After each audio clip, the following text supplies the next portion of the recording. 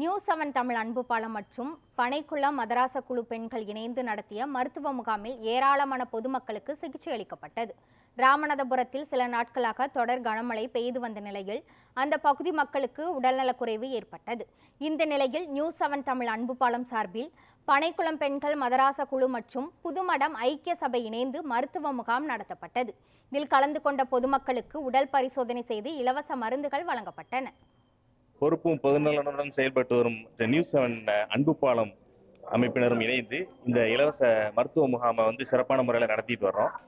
இந்த மருத்துவ முகாமில் இது வரைக்கும் 100க்கும் மேற்பட்ட மக்கள் பயன்பெற்றிருக்காங்க.